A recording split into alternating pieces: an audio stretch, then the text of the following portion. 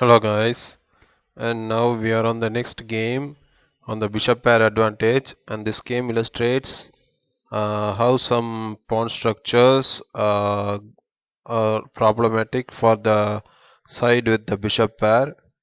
Uh, let's see here in this game black has the bishop pair, and let's see how white's pawn structure uh, causes problem to it. And the game goes c4, then e5, then knight c3,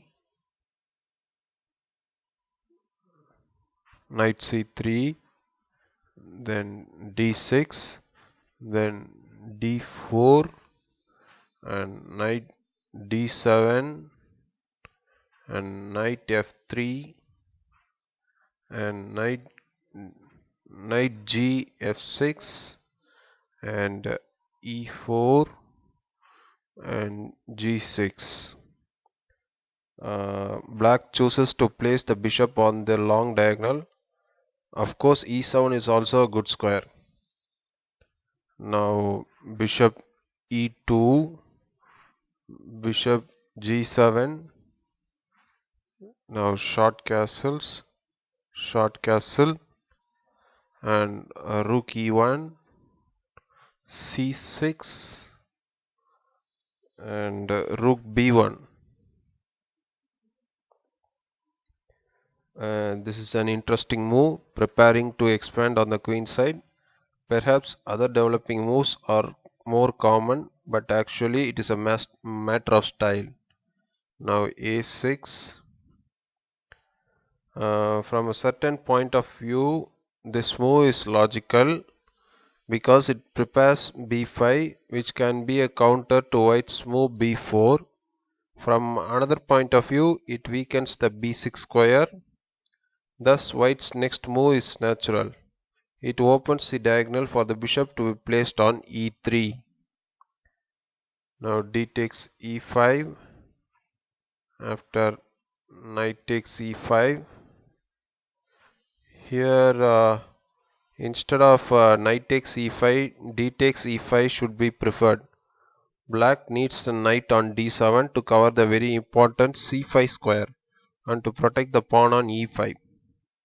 The other knight on f6 is ready to disturb the bishop on e3 by jumping to g4.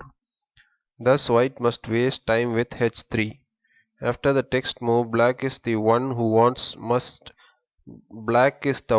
must waste time by moving the knight back to d7 before or after activating the c8 bishop. Knight takes e5. Now d takes e5 and bishop e3 and bishop e6. Queen c2. It is natural to avoid exchanges, having a space advantage.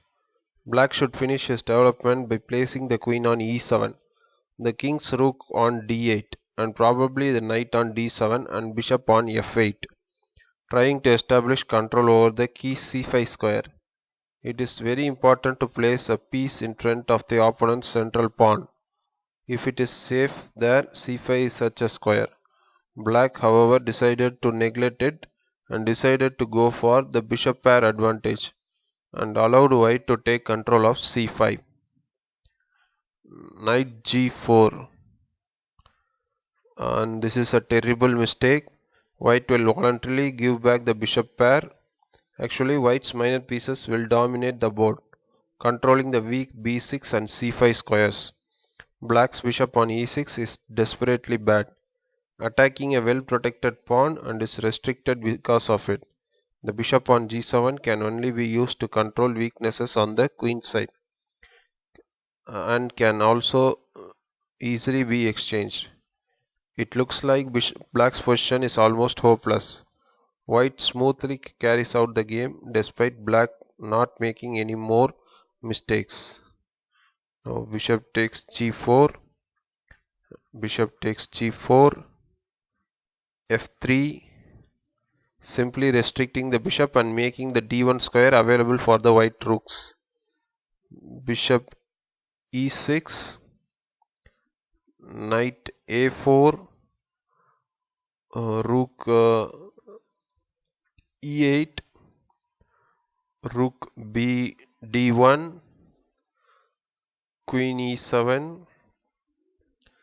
Now bishop b6, the knight goes to c5 and the black rooks cannot use the d8 square. White has enough time to prepare various ventures. Black lacks even one real plan. h5, and I don't know what for this move. Knight c5, bishop h6,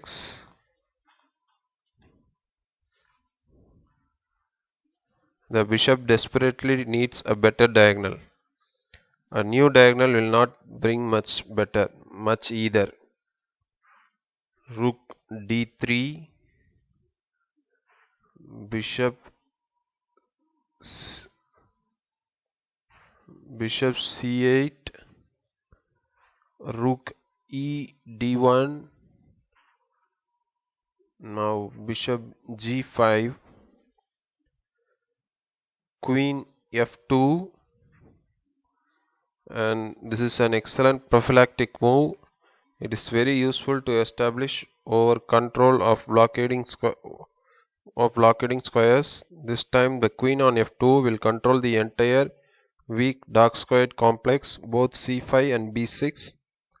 White will be able to regroup later while staying in control. Now queen f8, b3, bishop e7. Now knight to d7. Now the idea behind queen f2 is visible. The c5 square is controlled even after exchanging the knight for the bishop on c8. Black cannot capture this knight. The white rooks would penetrate. This knight is a real thorn in black's side, paralyzing the entire black army. The game is practically over. Now queen to g7 and a4. And before trying to find a possibility to realize the advantage, white prematurely fixes the black queenside pawns. Bishop b4, bishop c5. White has full control over the d file and the bishop is no longer needed. It is important to exchange it for black's, which controls the infiltration squares.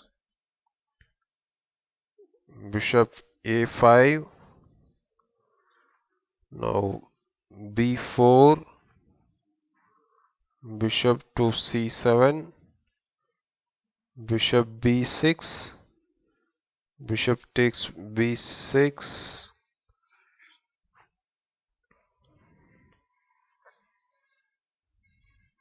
If a bishop had gone bishop b8, then knight c5 would have come, and followed by rook d8 would lead to a funny end to the game. Now queen takes b6. Now f5, desperately trying to find counterplay. h3.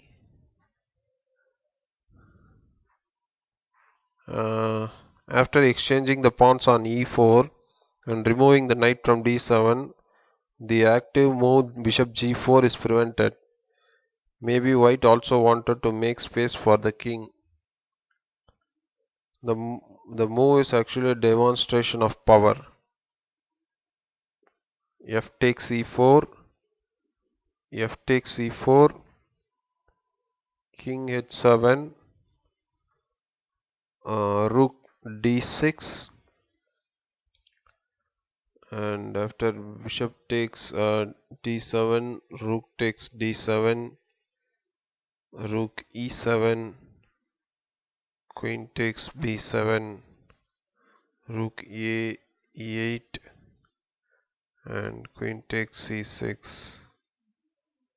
queen h6, now queen f6,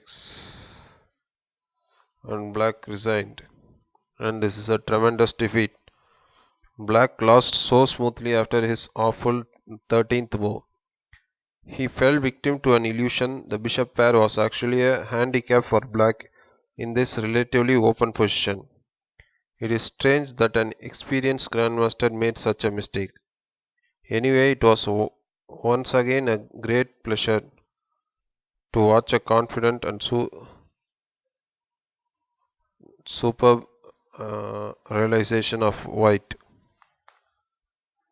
Okay, guys, I think you would have enjoyed the game. I'll be meeting you in the next game. Thank you all.